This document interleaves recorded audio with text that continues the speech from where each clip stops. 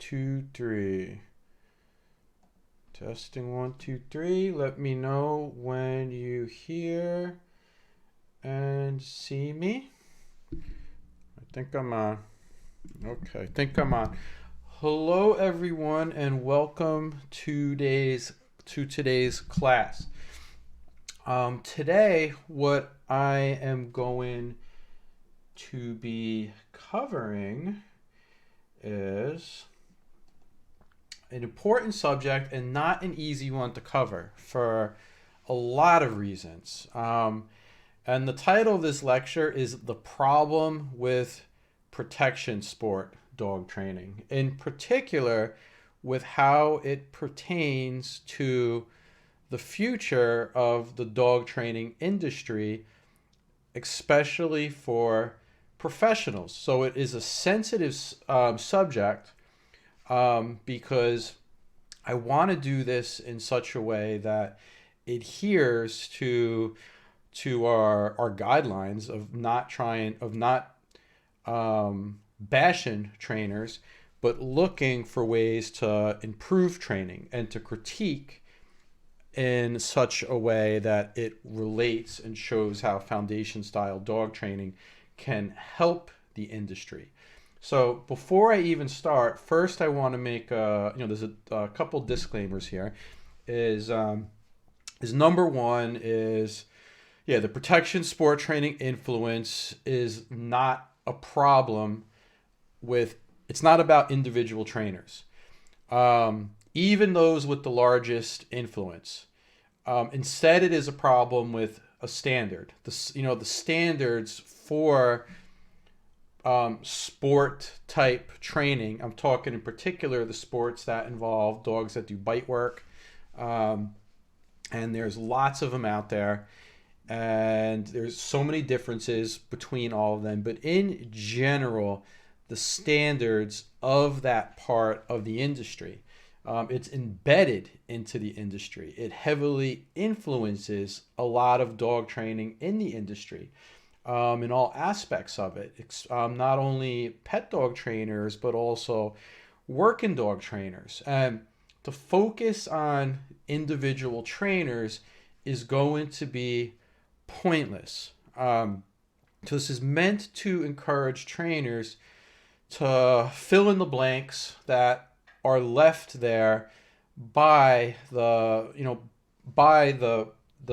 sport dog training industry, basically, to help improve the whole industry as a whole.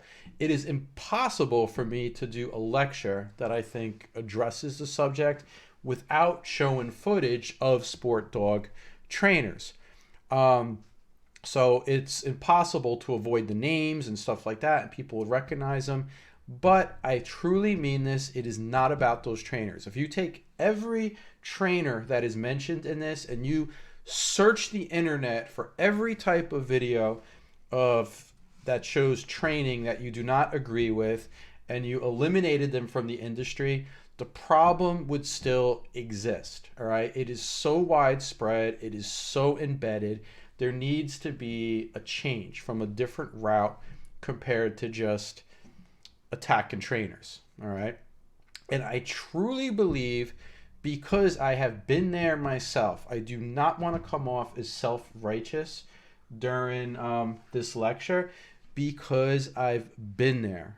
I think I am okay with doing this lecture because I do not feel I am any better than any trainer that you'll see in these videos. All right. I'm trying to offer a solution here, so that's how I'm going to try to address it. That being said, I'm going to go over the objectives. Our objectives for today are how mainstream protection sport training contributes, or working dog sport training contributes to problems in the industry. I want us to understand at least the basics of mainstream sport training and pinpoint in areas that need improvement. Why sport training left unchecked is potentially a threat to pet owners and their dogs, and why sport training left unchecked threatens dog training professionals, all right? Like, it is important to us. This does affect us. And what are other areas to study to understanding barriers to quality dog training standards for professionals? Have a typo there, all right? Because this is part of a series. And just to sort of jump ahead here, we have other videos over here, and to really understand all the references to all 4 of these other lectures that I have, you really sort of have to watch all of them. And over here, this is like 6 hours, besides however long this lecture is, this is about 6 hours worth of lecture. I have a lecture on Lima.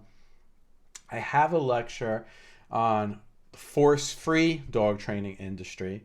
I have a lecture only on dog training collar bands. And I also have a lecture on police dog training problems.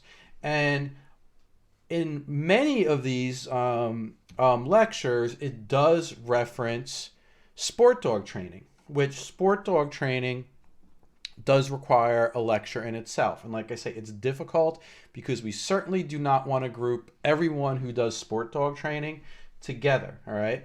There are definitely sport dog trainers. I know a lot of them that are also excellent pet dog trainers and working dog trainers, and are very humane training sport dogs, and they're very well educated, and they know how to separate the two. They know they're not just mimicking something that they really see, all right? So hopefully it'll be self-explanatory that this is directed at a certain type of widespread dog trainer that mostly only studies basic stuff that it has been done for many years in the sport world and does not expand beyond that, okay?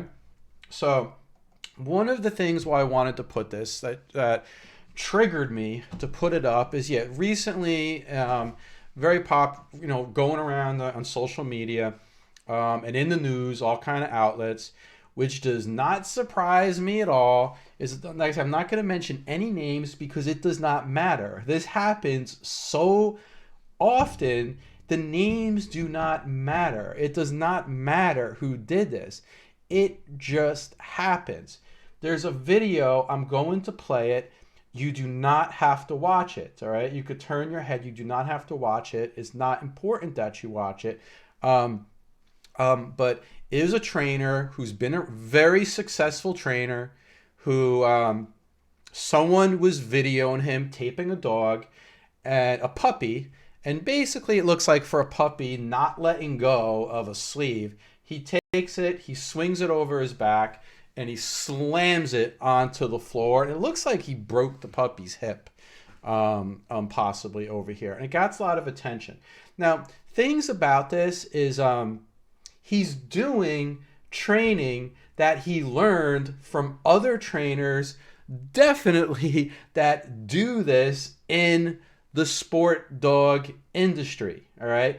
And that's why this caught my attention. And it was like, I cannot wait on this lecture anymore. I'm going to play it. It's not that long. You could turn your head away from the screen. I'll tell you when it's over.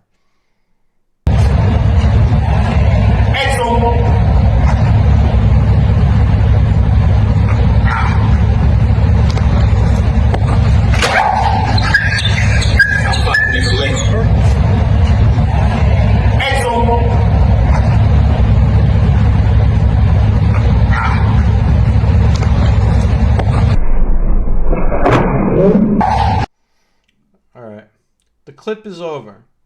Now, just to show you, now this guy is doing, he's not embarrassed. He's embarrassed enough to not, he doesn't want that to go public, but he's doing it right in front of someone with a camera. So he's obviously instructing someone or demonstrating to someone, oh, this is one way you can punish a dog who disobeys, did not bit the sleeve, didn't release, and that's what he did. Now, I'm just going to show you, he did something very specific. He flipped the dog over his back, and he flung it over his head, all right? This is not some new technique that he did. This is not something that this guy just created. This is something that the guy learned working with other sport dog trainers, so much so I even show it in another video, right? I have another video here on a sport field. Please, I'm gonna play this. I'm gonna start this video. If you do not want to watch it, you don't have to watch this, okay? But just to show this is common with lots of people watching, with whoever's running the dog club, this stuff goes on. Way because it's a jerk, or it's an asshole, or it's a dick, or it's a punk, then it doesn't take much for someone to teach that jerk a lesson. All right, teach the asshole a lesson, as you see here. Now, I've seen this before. This is called helicoptering. I saw this right over in New York. I work at police dog seminars. Our own police departments are doing this to their dogs. Same exact technique. Looks like the guy walking around with a clipboard or something. It's just another day of training at some clubs. All right. Disclaimer again, this does not happen at all clubs. There's a lot of sport, they get kicked out at a lot of places. Like, this does not happen, but it happens enough that it is just, you cannot pinpoint this on one trainer. It is being learned, it is being mimicked from other people.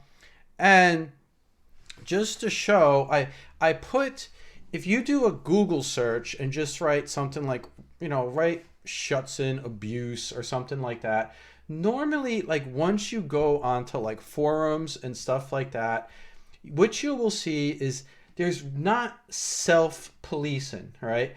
Like, if you go, like, I just put a random link over here to this right here is pedigree database, and it's something about they're having a discussion about someone on another post was talking about kicking the dog during training, and that he's surprised that people are defending it. And if you go to this is pages and pages long, you will see that it is actually common in these circles, which generally consist of novice and amateur trainers, to defend it because they don't know any better.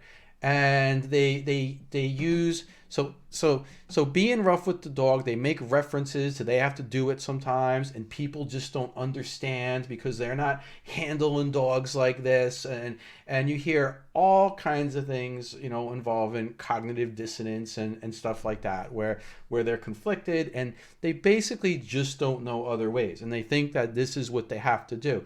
But there's really not self-policing going on. Not at some kind of like giant level. It is common, all right? Not at all places, because some people are going to watch this video and be like, no way, not at my club, but it does happen. Now, so much that, for instance, here goes a video over here, just understanding the issue. And I wrote, like, why are so many dog training tools banned in Europe? And this kind of gets into how this affects even professional dog trainers. Is a lot of sport clubs, they consist of a lot of people that have very, very limited education about dog behavior, about training in general, about learning theory in general. And they're mostly just mimicking what other people are doing. So then what happens is when, in all these clips, these are multiple people, and I have seen this, all right? This isn't like some crazy thing like I looked up. I have personally seen this so many times, even at formal dog training school that I paid a lot of money to, that was led by someone who made their name for themselves as a world competitor in sport dogs. Now, this is a video that floats around on Vimeo. I'm not going to play the whole thing to this, but we'll just kind of... Mitä Malinois-osastoissa on.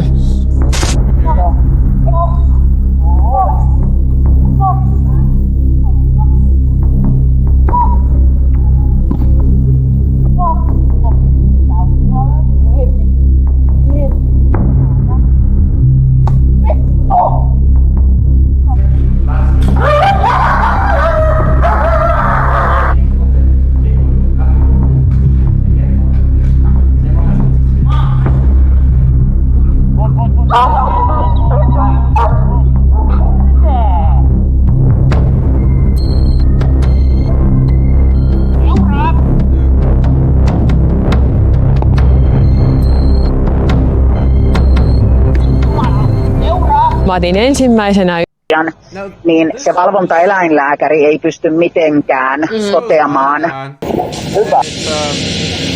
näiden eläinten hyvinvointiin. but basically, this right here was a video that was put out as mostly propaganda to help get dog training tools banned. And one of the reasons why is when you look at sport dog trainers, and you're going to see in a lot of those videos, there's no e-collars necessarily being used or prong collars, right? There's hitting, kicking, and we already see people are throwing the dogs on the floor, all kinds of stuff. Is what happens is when we have a large number of trainers that are not self-policing and don't use any real standard, it does not matter what tool that they have. All right, you could ban, there's going to be some of those videos, there's prong collars being used, there's e-collars, but you cannot ban people from having hands and feet or owning a leash that they could pick up the dog and swing it around and hit it on the ground. All right, banning the collars is not going to do anything. All right, if you're a member of the course and you're doing obedience, I do not have to preach to you how tools do not have to be abused.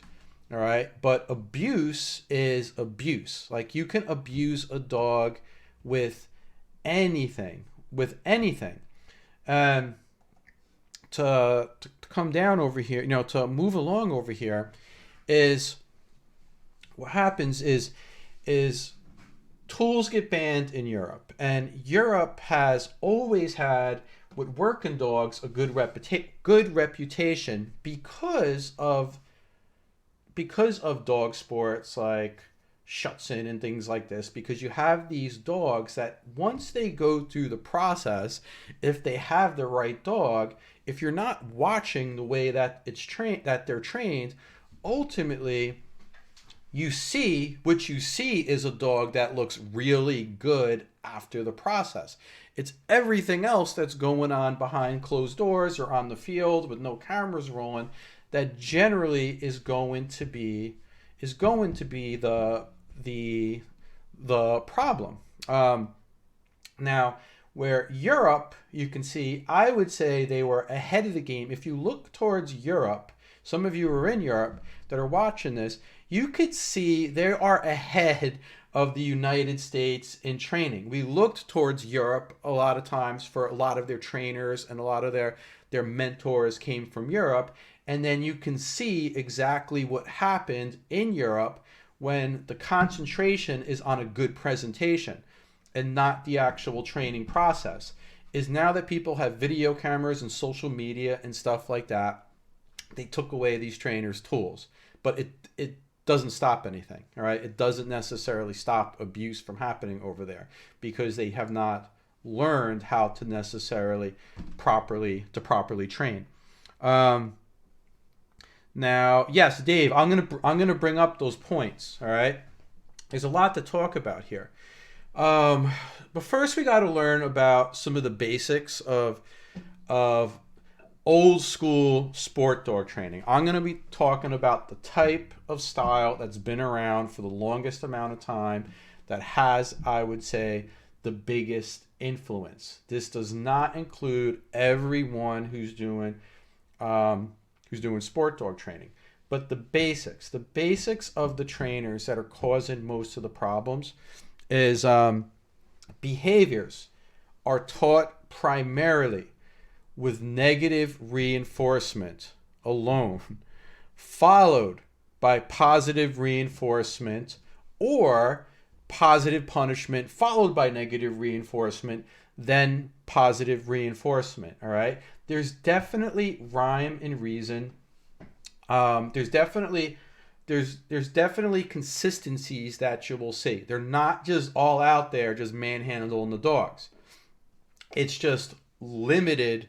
It's very limited techniques that they're doing, and how they employ those techniques takes all kind of forms. So the status quo, the common denominator, I say, with a lot of what you see, is they're mostly training with negative reinforcement primarily, or positive punishment.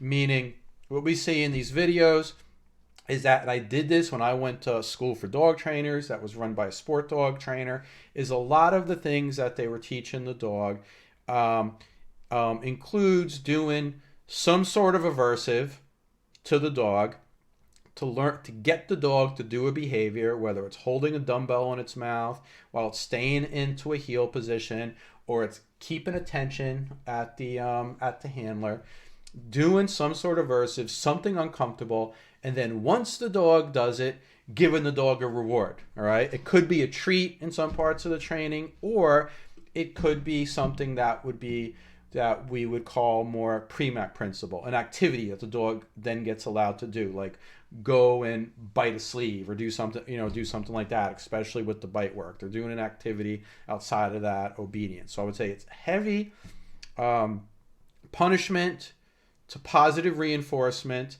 and heavy use of Premack principle.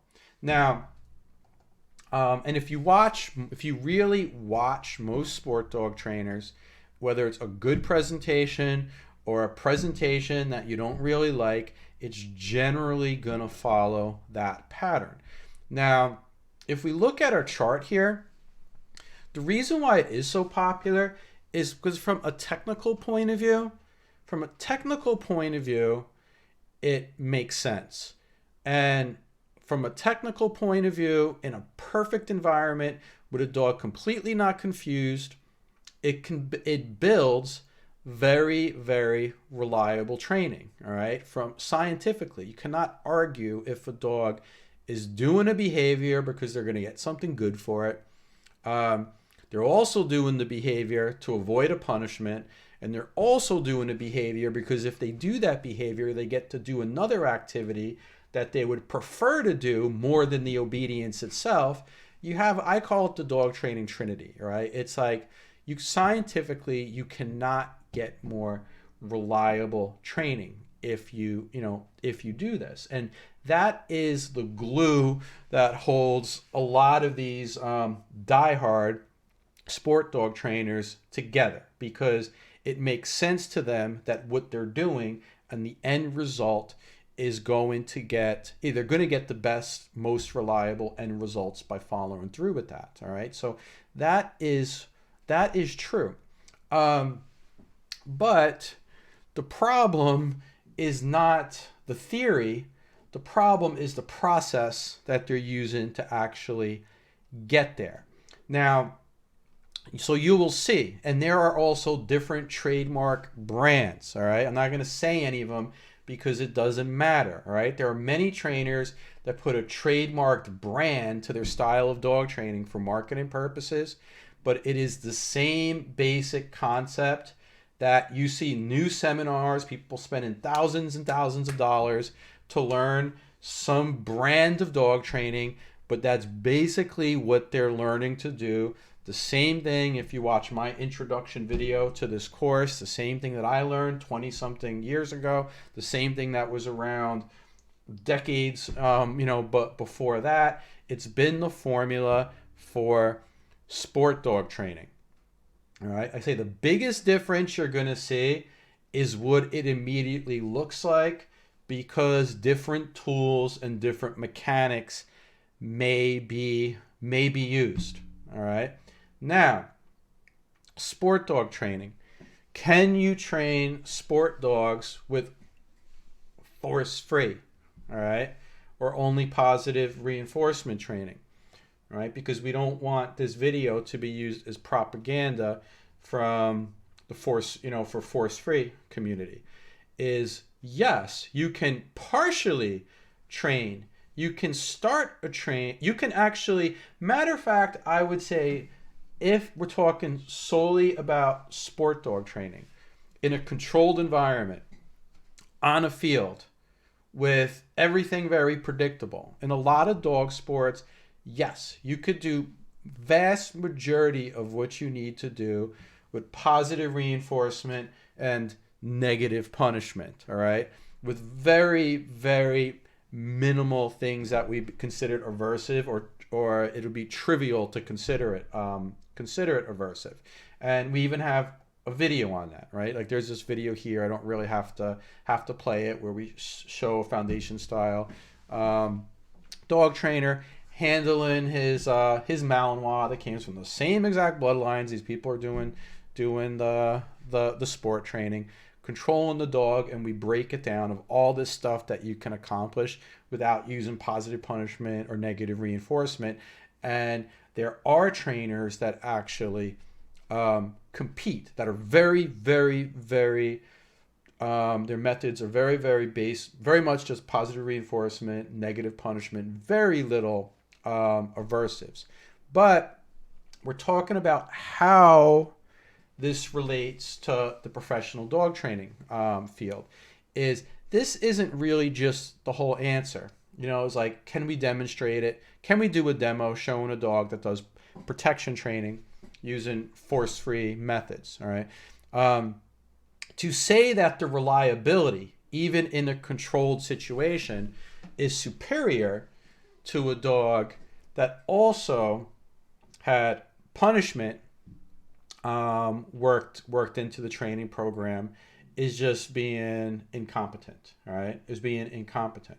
All right, so this dog, force-free methods are going to use Premack principle and reward, and they don't have this. All right, to say it is better and more reliable, I would be definitely incompetent, especially if for practical purposes, if we're using this a model as training, and we're talking about the ethics of a game on a training in a controlled, predictable field versus real life. All right, like if we're now going to take this dog and we are going to cross train it in personal protection or a police dog, and there was just no reliability worked into the training, I would say a trainer would be unethical and even liable to train a dog to bite or do anything that could potentially cause harm to a person and not have formally taught some sort of reliability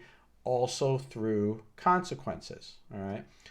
And that gets, we talk about that a lot more in other streams. So what is the problem, right? What is the problem here, right? So they're using methods that make sense to get reliable results. And no, we can't. It is better. It is more reliable it's more reliable than doing just force-free methods. So what is the problem? And like I said, it is the process itself that needs to be looked at, that we need to break down. There's more than one way to reach that goal, and the quickest way usually isn't the best way, right? So we see most people, the reason why a lot of sport dog training gets popular is the end. If someone is a good sport trainer, usually the end result looks really nice, and that's what we're really looking at. All right, it's the process that's the problem. And can you get a dog to that end process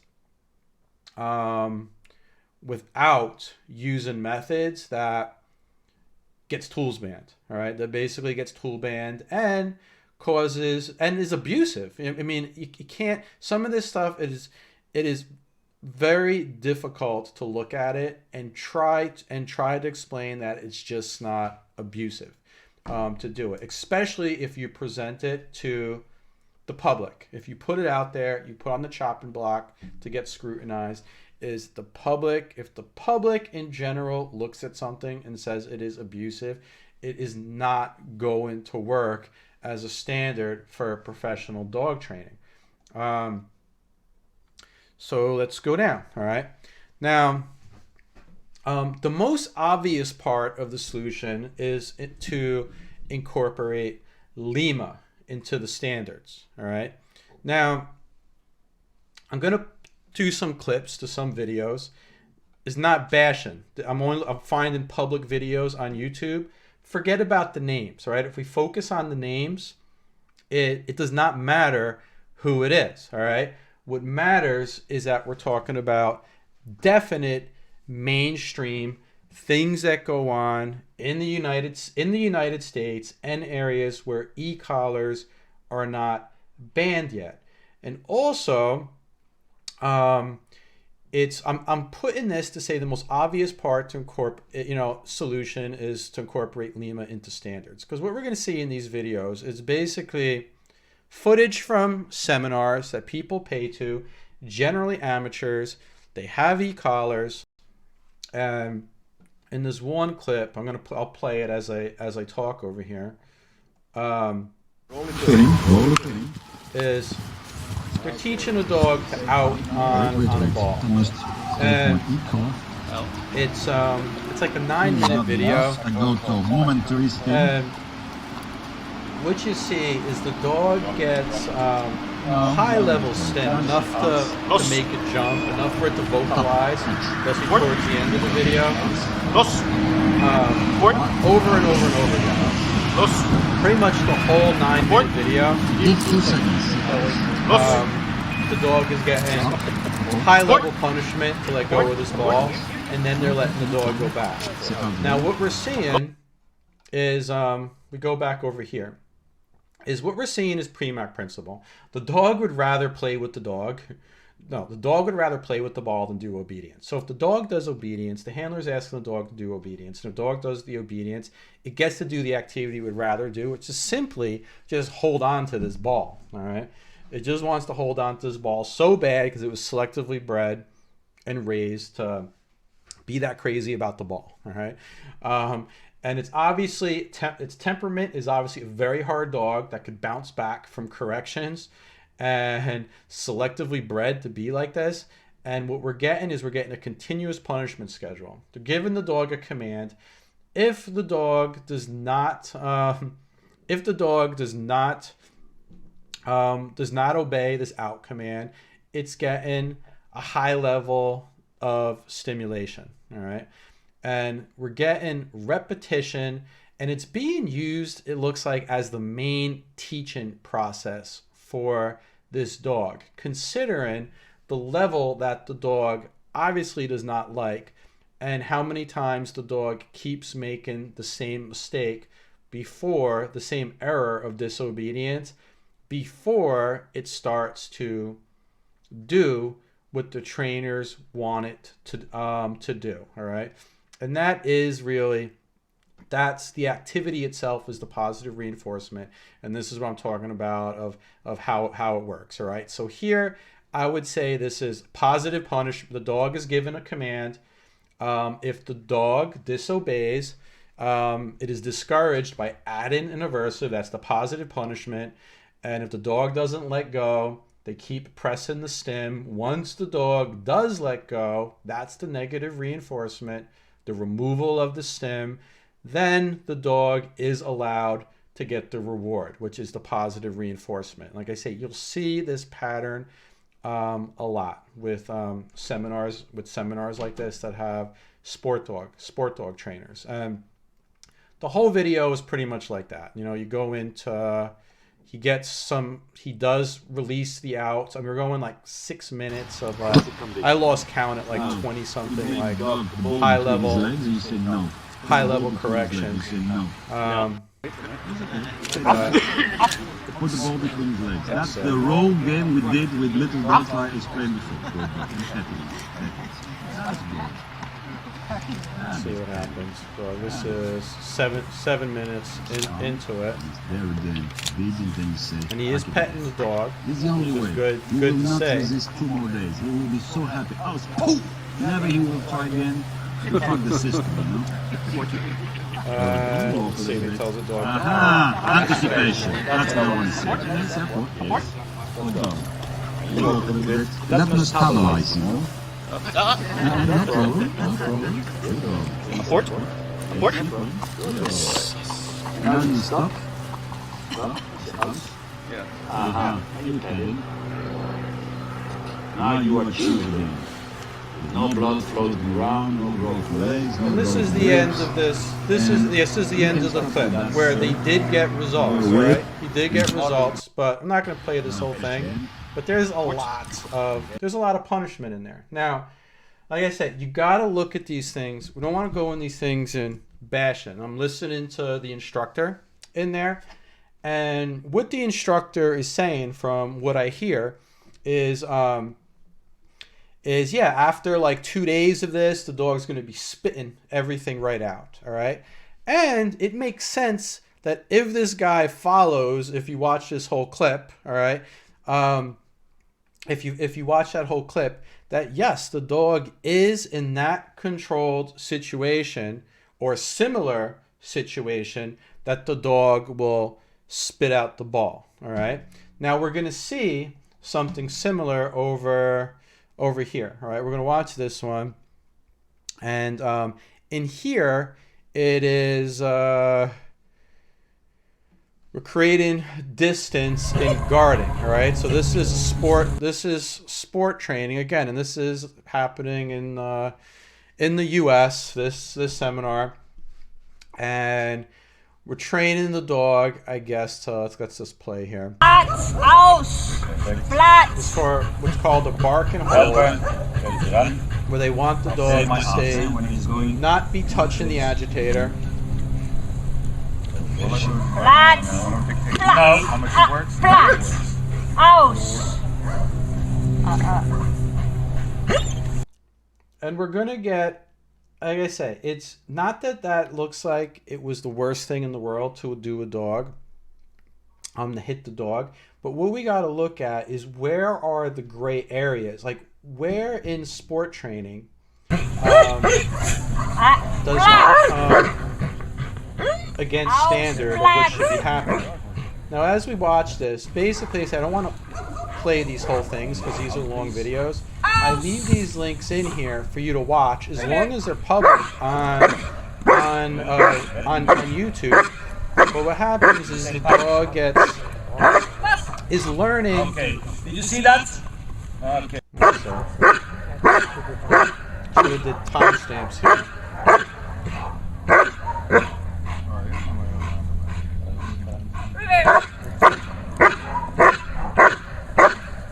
What the dog is learning in this exercise is to not touch the agitator during the bark and hold. And if the dog touches the agitator in the back and hold, they're teaching it by adding positive punishment. It's going to be the e-collar, and then they're going to release the stim when the dog backs up, and then they're going to reward the dog by giving the dog what the dog really, really wants, which is to bite the sleeve. So here we see what it looks like. The dog got the e-collar, the dog got the punishment, then it got the reward. All right, and let's see.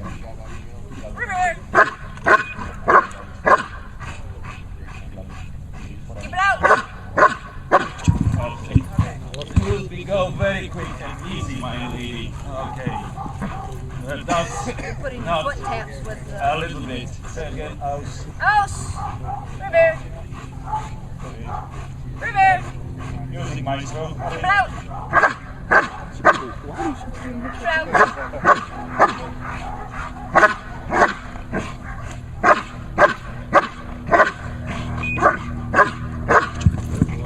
Good.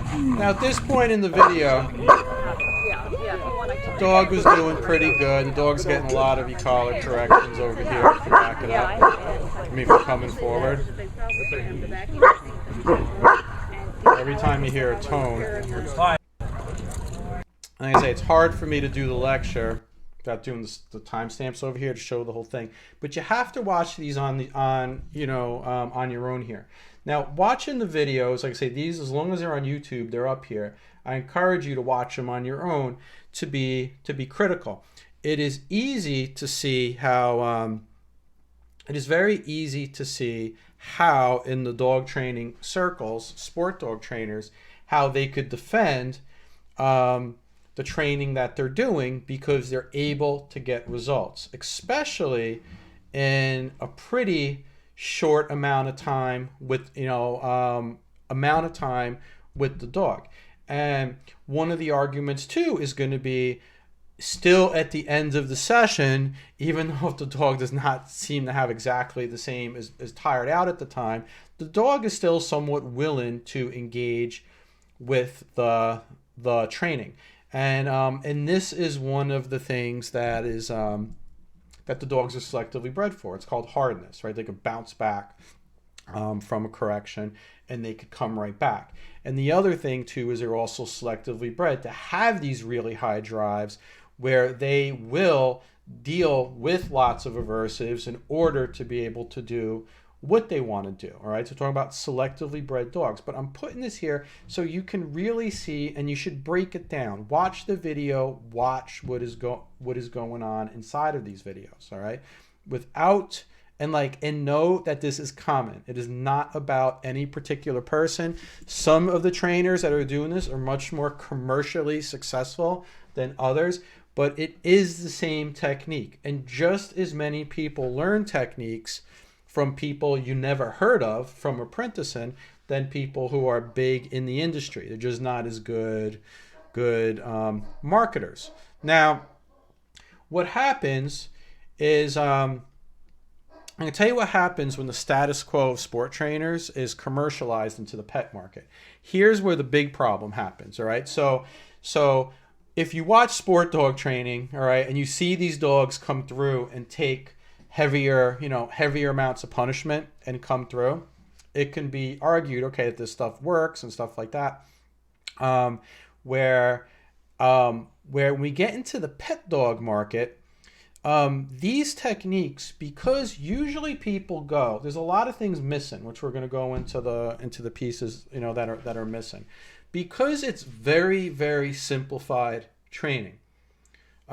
Punishment, the dog does the behavior that we want, we give the dog the reward. It is very easy to teach people this and to get results in a short amount of time. So people often go to seminars and are handed e-collars day one without understanding anything else and just go to town on these methods. People buy into dog training franchises, and they take literally 2 weeks of classes to learn how to be a professional dog trainer using these techniques, because from the outside, the results, especially if they're doing in kennel, they show the end product is they can show results, and they could go into these franchises and they can go out and be in, they could be a trainer, right? They could be a trainer. They could have a franchise. Now what happens is, when we're training like this, is when you see these behaviors, it does not take any trainer that has been training dogs outside of the sport dog world could see that you can train the dogs to all these behaviors using like 99.9% less compulsion than you see in these methods. All right, you can get them to do all the behaviors, and if you want to polish it off, and then you're going to use a higher level aversive, you're going to be using in the whole process a much, to a far less degree are you going to be using e-collars on high level, or even a hard correction on a leash or something like that, or if not at all. So what happens is, when this stuff gets into the pet market, if you watch those in full, like if you watch the videos in full and you show it to the average person, it's not going to really look that good. And what it does, it gives terrible, terrible PR and a catalyst for dog tool bans, as it happened in Europe. So I had this link on the site, which does show, open a new tab. This is a franchise. Doesn't matter what franchise it is. There's a few of them out there in the United States where it is based 100%. It's an 100% by off of sport dog training, used this way. Punishment very early in the training. The dogs are getting e-collars usually on day one in the training process, using either negative reinforcement or positive punishment, then negative reinforcement, followed sometimes by positive reinforcement. The problem is with pet dogs is a lot of them are not really high drive, and they basically once they even get these e-collar corrections, they sort of shut down and they don't bounce back and they don't want to keep doing the training. And then these pet dog trainers get frustrated and the training gets uglier and uglier. So that's in the link. And it's someone who is watching. I mean, there's no need to really, I mean, if we watch these, it's basically all the obedience is being taught with the dogs with negative reinforcement with the e-collars or positive punishment. And I should have done timestamps. You're gonna have to watch them yourself. But basically, the trainers all end up getting frustrated. The trainer and gets rough with the dogs, using high levels on the collar. The dogs are crying. It is not anything that you would want to see happening with a pet dog. It's nothing that the public wants to be able to see. And this did these were all videos that went mainstream on like news networks and stuff like that. And let me see, we're not even showing in this video what happens. So the dogs are just still. I have to go to another one here. But these are all over here. Let's see. Let's go to this one.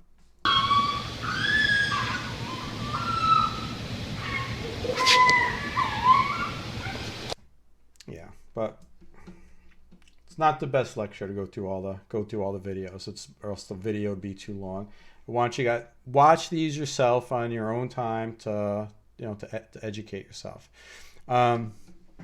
So it becomes a problem. But if you look up, what happens is, at least the United States, when I look up, if you look up dog trainer abuse, 99% of what you see, if it's a professional dog trainer, when a dog trainer is accused of being abused, is it generally that trainer's education, just like when you see, it also happens too when you look at the police dog lecture.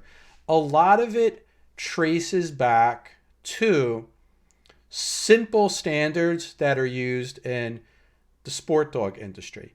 And it's not just the methods that are used, it is the missing methods that are not being used. That's actually more of the problem. And it's why banning collars is not the answer.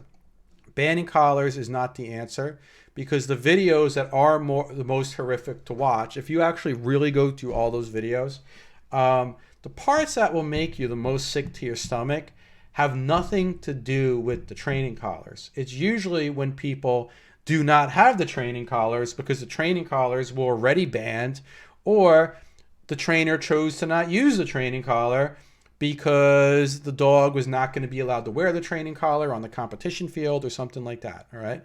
It's going to have nothing to do. It's going to have nothing to do about that. Now, to know more about sport dog training and how this is going to relate now to fixing the problem, is the heart of sport dog training. It's based off honoring training done on very specific dogs that are selectively bred to bounce back from the training methods that they use, showing the results of the training, the same routine. It's usually the same routine on the sport field that some of these trainers have been doing for decades. All right. So it's based off of the minimum that they need to do to look good on a set routine that they're often doing over and over and over again for a very specific, predictable situation on a training field. It is designed to highlight the image of a well-trained dog and not the process of a dog that was actually trained well, that you can look at and say, wow, that process was done well and was not sloppy and was smooth, was a good experience for the trainer, was a good experience for the dog. They don't get trophies for that. They don't get titles for the dog based on that. They just get the titles based off of what gets presented on the day that the dog is tested. Now, sport dog training evolved from I hate to use this term, but it's the only way to It's really only the best way to explain it. Sport training evolved from hacking temperament tests on dogs. Something like, they're calling them all, there's so many different types, but all of them, vast majority of them were used to test if a dog had the right temperament to be considered suitable to breed, proved that it could do what it's supposed to be doing. All right. But what has happened is, just like conformation shows that were originally designed to show how sound and healthy a dog was, that it can move the way it's supposed to move to perform its tasks, has slowly deteriorated to the point and so extreme that what looks better based on those rules is not necessarily make a more sound dog anymore. All right. The German Shepherd, which is also heavily used in sport training, is an example. All right. Is what was meant, the things that were originally bred for, which was meant for smooth movement, and so the dog could cover a lot of area and herd for long periods of time, covering a lot of grounds, has evolved to something with the top show dogs and the German Shepherds to be something that causes actually health issues and joint problems and make the dog not be able to jump as high and do other tasks and stuff like that, where a lot of the very high level conformation dogs cannot do what they were originally bred to do.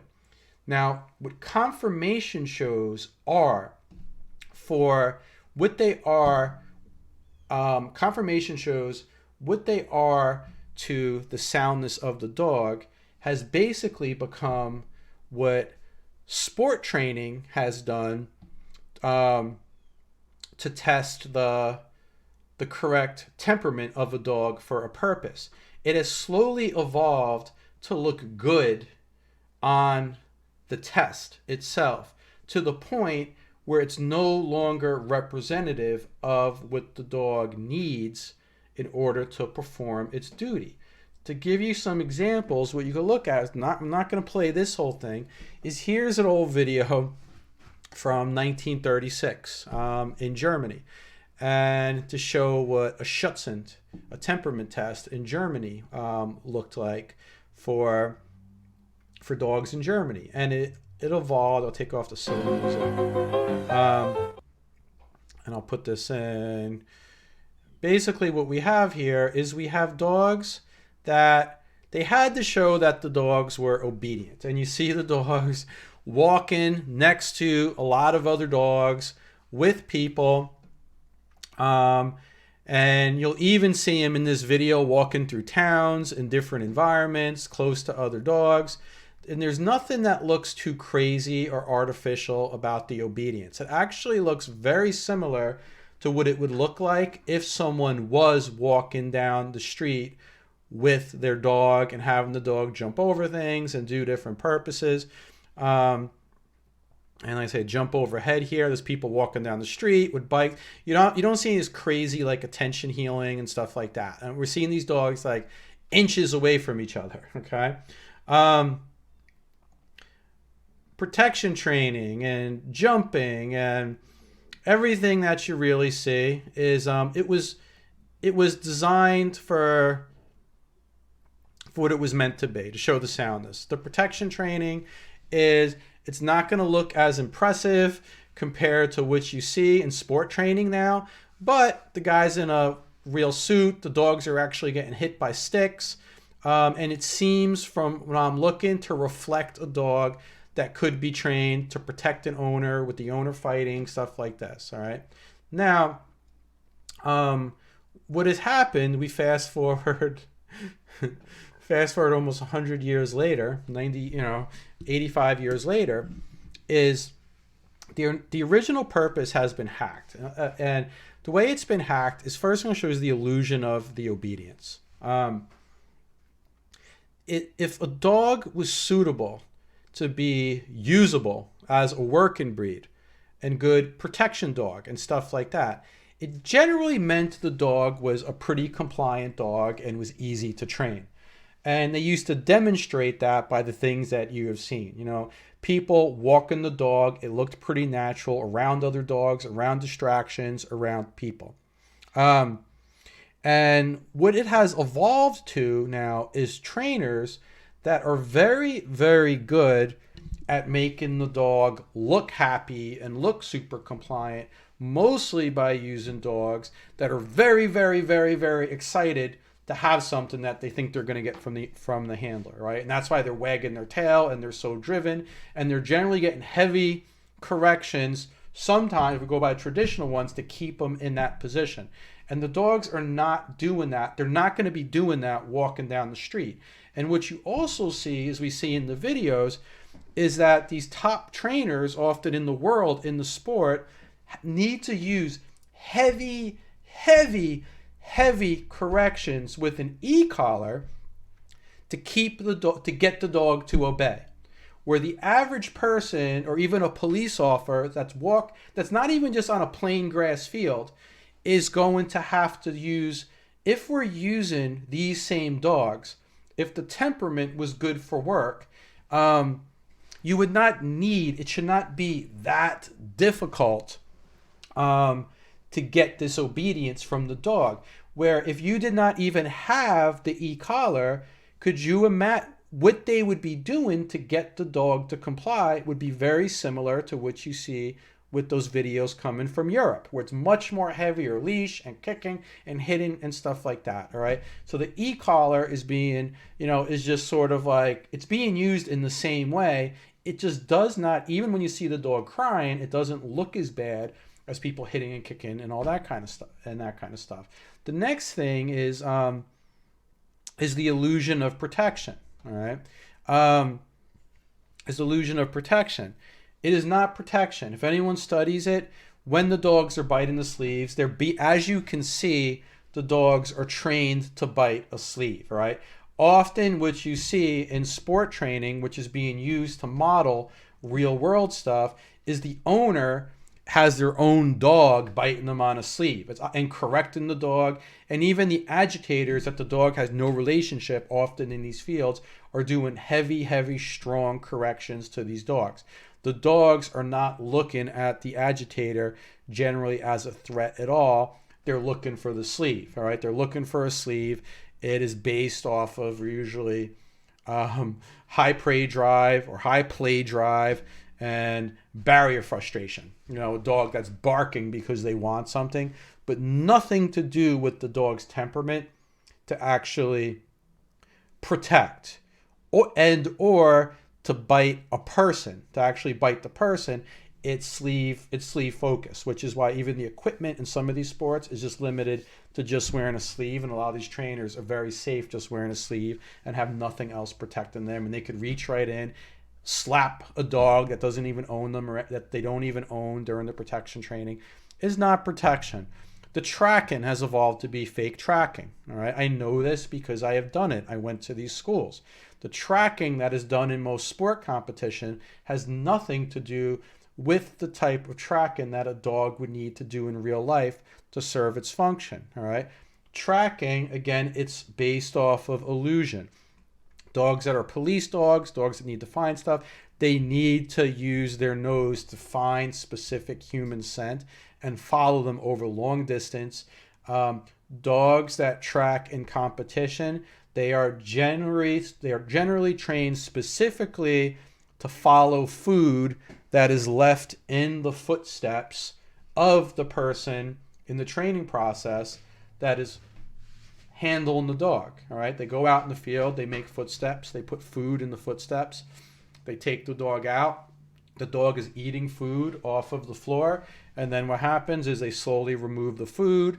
The dog isn't tracking a person because they would turn around and look at the person who's holding the leash that usually lays it. They're smelling crushed grass where they think they're gonna find food. And then often, to get a good presentation of keeping their head down, it is common to use negative reinforcement to give discomfort to a dog to keep its head down, to give it a very pretty looking sort of track.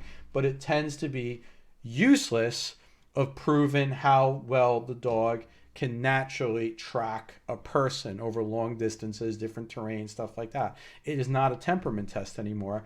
Even searching, where when you look at sports and the dogs, a lot of them where the dog has to find somebody who's hiding behind a blind, it generally now consists of, instead of using their nose to find someone, it is a pattern that looks really pretty where the dogs are trained on a plain grass field to weave through blinds, like little tents that are as clear as day, just to weave the same way you do with an agility dog, just so they can find the agitator in the last one or whatever, where they then get to bite. It's something that you could teach a 2-year-old child, right? It's not, doesn't show anything that the dog can do that it is good at actually searching. It shows a trainer that's good at making a dog look like it is searching.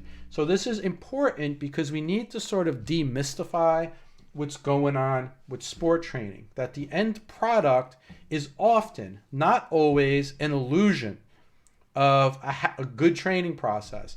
What the things that sell people on it are usually hacks, quick, easy ways to make a dog look like it does something.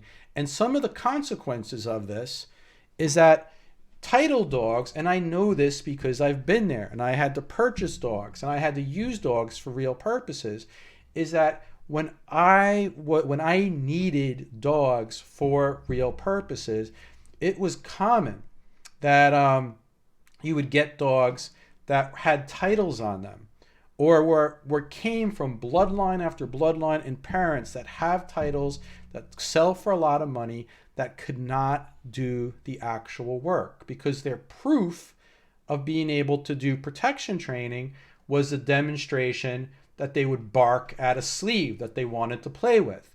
And also that what you'd get is you'd get dogs that's called clear-headed, which was common. When I was working, training dogs for security, and we used an importer. The importers that were importing dogs over to the United States that were helping us find dogs for purposes, they knew the difference, right? They would tell us, they would advertise dogs as clear-headed. They'd say, we have a nice clear-headed dog. And what that was really another way of saying is the dog did not have strong barrier frustration, which was selectively bred to make sport dogs bark easily on the training field when they can't get something. So when you watch those seminars and you see a dog barking like crazy just to bite a sleeve, it's because they're frustrated that they can't have it and they bark like crazy. So what does this become when you have a police officer or something and they're working with a dog and it's time for them to shut the dog off after the dog already bit someone, or if the dog is in a situation where the dog may be able to bite someone? Often those dogs are harder to handle because they unnecessarily bark their head off and spin and they can't keep themselves clear. And so it is a common test for people that have been in the business for a long time that need successful placements to have to stay away from dogs that were mostly selectively bred now to do something on a training field versus in real life. And then we also, too, would see the loss of what's called natural aggression, which is a dog that would naturally bite to a threat. Often you see these dogs getting beat up by people that don't even know them at a seminar. What we get is a loss of natural aggression, where the dogs don't have, or without the sleeve, they're not easily biting something, all right? Again, we're looking at something that's excited, that wants to bite a sleeve. It does not mean, there are definitely a lot of dogs out there that do sport training that have natural aggression, but it is possible and it is common and it has to be tested for more often because of the way sport training has changed things, that you can get a dog that is the proper breed, has a title, but does not have the real aggression necessary, was not tested for it properly, to be able to really, really bite someone. And then the other side effect is this trickles into the pet world. All right, who ends up getting these dogs? Often that are selectively bred by sport trainers and often cannot be good at doing police work either. Pet people. And reactivity in dogs and the ability to stay calm and stuff like that. It's the quality of dogs are getting more difficult for the average pet owner to really handle. And because they are also selectively bred to bounce back from heavy corrections, be a little bit crazier, not as naturally compliant, harder control, a lot of these pet people too then end up getting drawn to the same type of training that the sport trainers are using, which is much heavier correction and stuff like that. So it becomes a cycle. So where's this bringing us to? It brings us to finding solutions, right? This is not meant to bash. I'm trying to keep this factual, that based off of everything that I'm showing here is factual, and I think I'm being fair. I'm not taking highly elevated videos. I use videos as long as they're here that are long videos that show whole sessions that you can see and make your own judgment. But these are things that are missing, which is causing a problem. And we're addressing this from foundation style dog training point of view for trainers that are taking the course. One is ethics. We need to have a base of ethics. So by ethics, some key things that are in there is cynopraxis, which is if we're working with a client, we got to look out for the owner and the dog, right? So we make a lot of our decisions based off of that. So if a training plan, we can't do a training plan that is unreasonable for the owner and it's going to make a happy dog, but the owner is miserable and end up getting rid of the dog. At the same time, if we're not paying attention to cynopraxis and we're just trying to make a presentable dog and don't really care about its happiness for the owner and give the owner what it wants, it's going to naturally lead the training plans that bend on so many different things, especially Lima, which is all part of the ethics section over here. You have to say, this is in a series, you have to know what Lima is. The dogs in the seminars and stuff like that, everything that is being done in there can be done. And I bet the instructors 100% understand how to be Lima, and probably even with their own dogs, if they're not trying to give people what they want for their money, could accomplish the same thing with least intrusiveness on the relationship. That's the LI, meaning you're smacking the dog or things like doing things that are hurting the actual relationship, or you have to put the dog away, you're putting the dogs in crates because you're that's a whole nother story. You have to listen to the Lima stream. But what happens is when there's no Lima, you're gonna skip a lot of steps in teaching a dog properly, which makes the training less aversive. Now, again, I am not saying to not use aversives in training. I'm saying a trainer needs to have a compass that includes using the minimal amount of aversion in training. What you see with these sport dog trainers is they're not going in there and doing high levels of punishment on the dogs because it's some life and death situation for the dog. All right. Usually this is because the owner, it's a hobby for the owner and they want to get good points on the training field. So they're giving these dogs high levels of punishment so just they can score more points. All right. It is not a rush to do these things. And that's the not cynopraxic part to it, right? If they were doing, there's a lot of steps that are basically being skipped to get fast results, usually for novices at a lot of seminars, people that come to seminars or to classes, stuff like that, giving fast results for the purpose of in-kennel programs. It's not Lima. if a dog goes into an in-kennel program and the trainer takes it for 2 weeks and they're going right in and they're starting off with all this punishment to get the behaviors, it is not minimally aversive. It's going to look bad.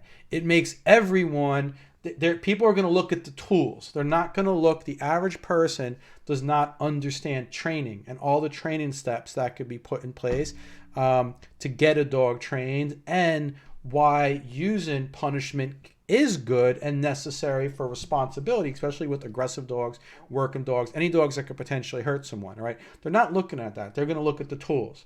So when you have these things being done quickly for the sake of advertising, marketing, quick results, it's not Lima. That's the most obvious thing that really needs to be changed. It needs to be a Lima guidance. It's not that really difficult to do, but it is just, as long as certain trainers are making money or they're able to get their dogs titled, what they cause across the industry and getting tools banned doesn't seem to really bother them, all right? ABA is part of ethics, all right, too, all right? You got to study ABA. It's in the course. It's what you're doing. If you have to hide, all right, if you have to, hide, behind closed doors to train the dog, and it's not empowering, and the average person cannot do it, and it's not easy, to understand in nice little steps, and it does not reflect a plan that makes sense from a scientific point of view and is doable. It's not ABA, all right? If someone is doing things on a dog that's causing the dog to cry, potentially get aggressive towards them, it's not ABA, all right? It's not ABA. ABA is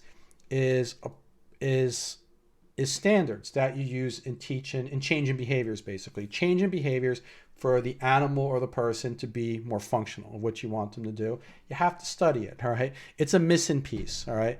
Be an ethical trainer, using ethical standards, not just being on the outskirts of society doing these things that don't relate to the way the world has been evolving and been improving, is not good for the industry. Ethology.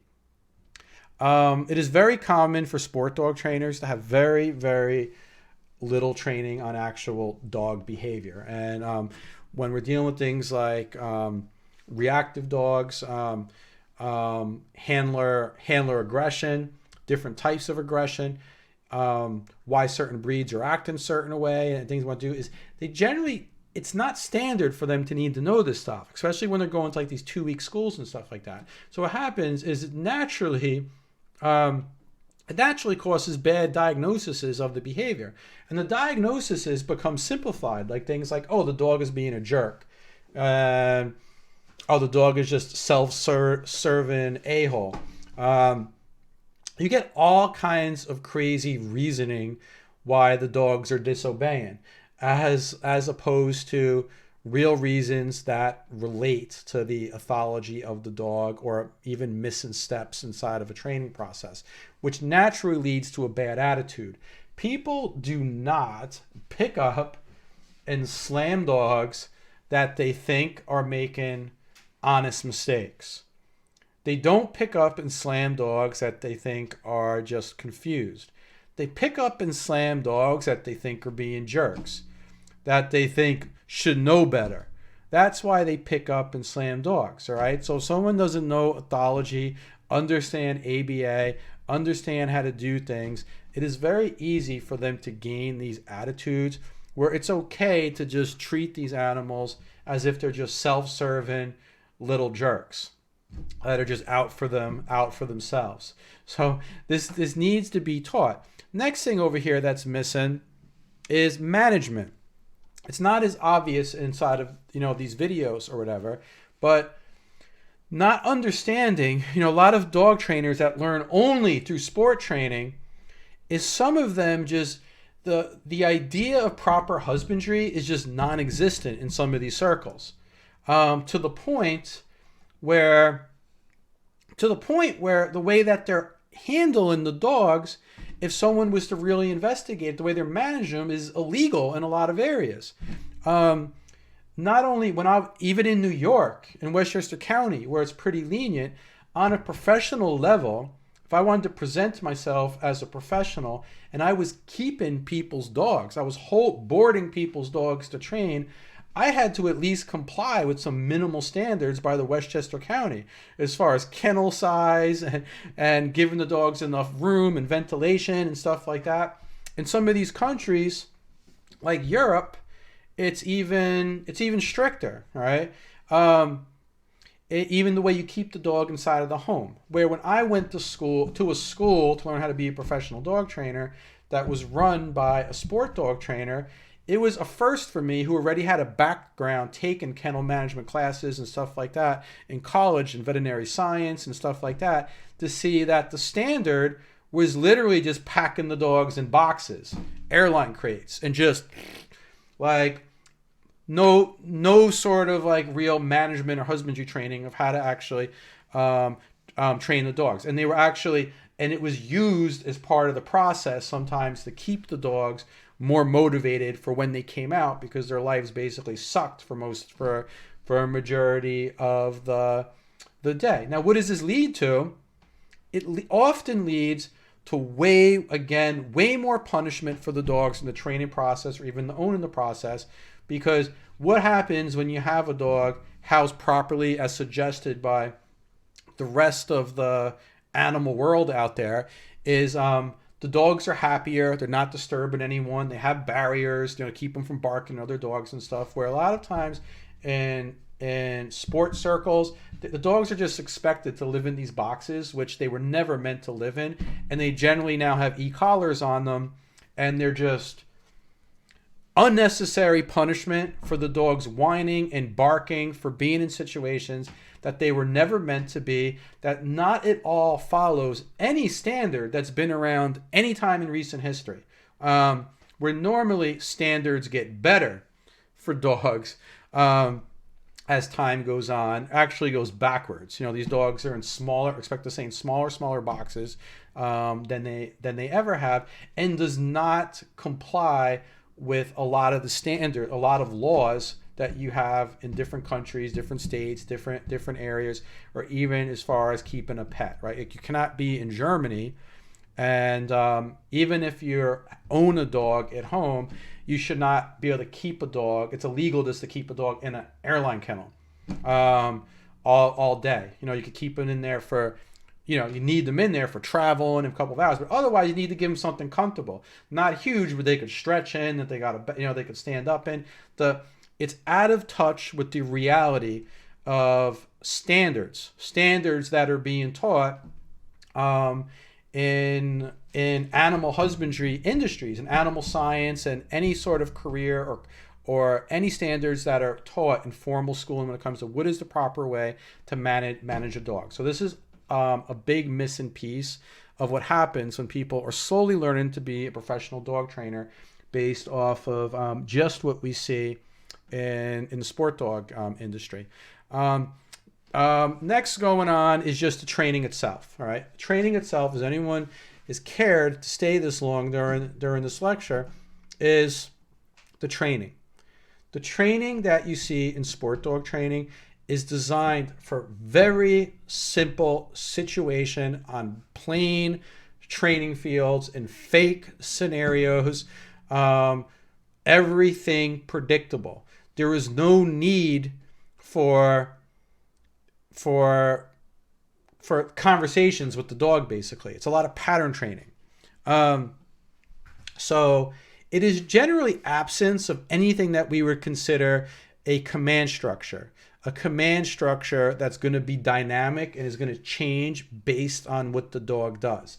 So if the dog does something wrong and you see the dog maybe even made an honest mistake, there is no just telling the dog standard. I mean, there's, like I say, I'm just talking the basic stuff you generally see. There's no way of telling the dog, oh, no, you did wrong. Here, fix yourself.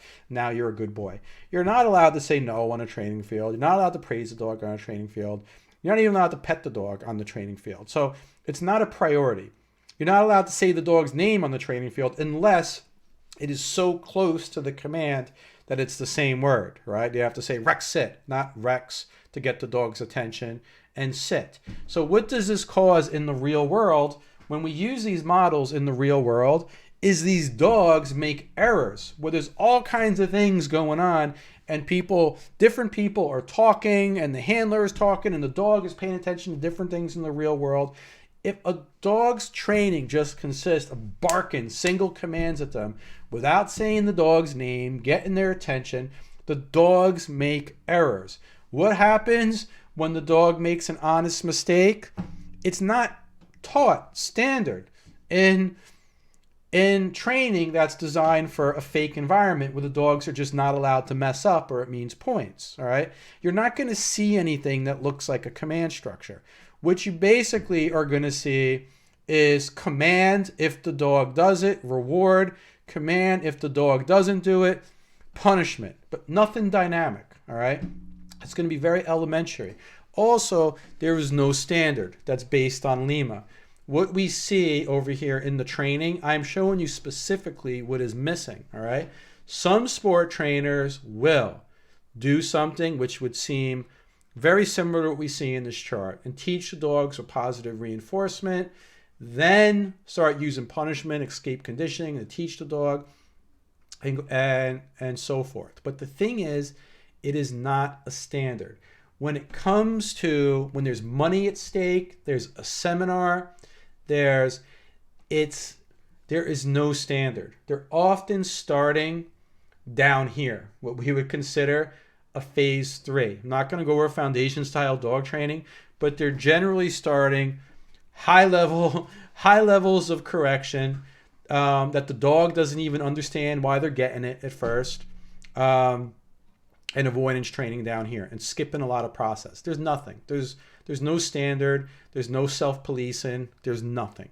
And if someone wants to start a professional dog training business based off of not having any sort of compass that's based in Lima, that gives the dog a full education, and allows the dog to be successful with far less punishment, there's nothing stopping them. There's nothing stopping over here.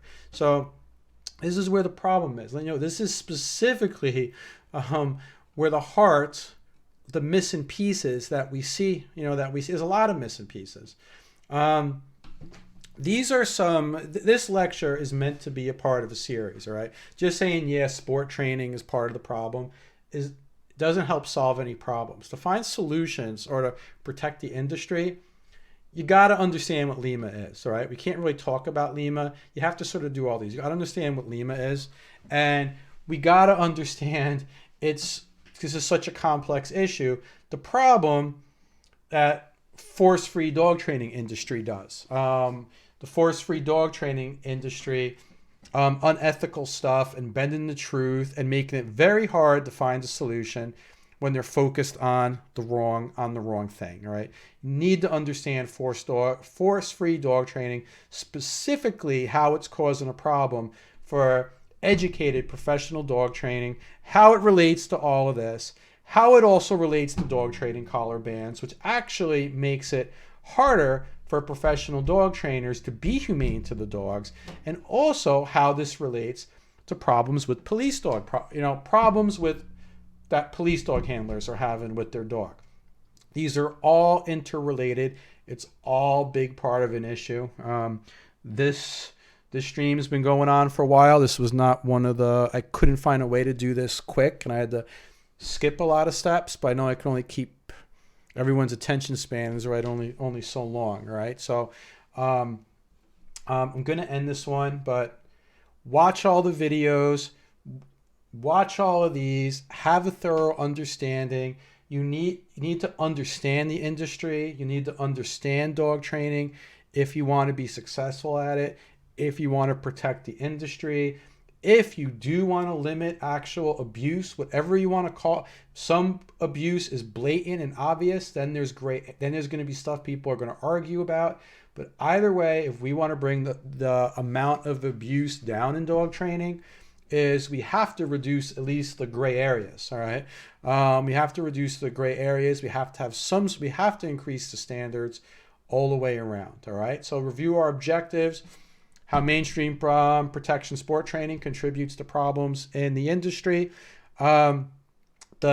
It contributes because they are Big part of they become front and center, and sport dog trainers often become get worshipped by novice trainers or people new in the industry, and it causes really bad judgment calls and the overuse, and I would say the overuse. I'm not even going to use the word abuse. It definitely causes abuse, but the bigger problem is the overuse, which leads to those gray areas too, which then becomes the abuse in the industry. Understanding basics of mainstream sport training. Hope you understand at least some of the basics, what's missing from it, how simple it is, and how it's you do not want to use simple training that is based off of on a training field to mimic real life things and use that to use as a guide for real world training. Pinpoint areas that need need improvement. Look at the foundation style dog training. Study foundation style dog training. If protection sport training is left unchecked, it is a threat to pet owners because they go to these trainers. Their dogs go to these board and train programs. Watch the videos. You could see for yourself what ends up happening. And protection sport training, it definitely leads to our training tools being banned at the very least. And it offers fuel for the force-free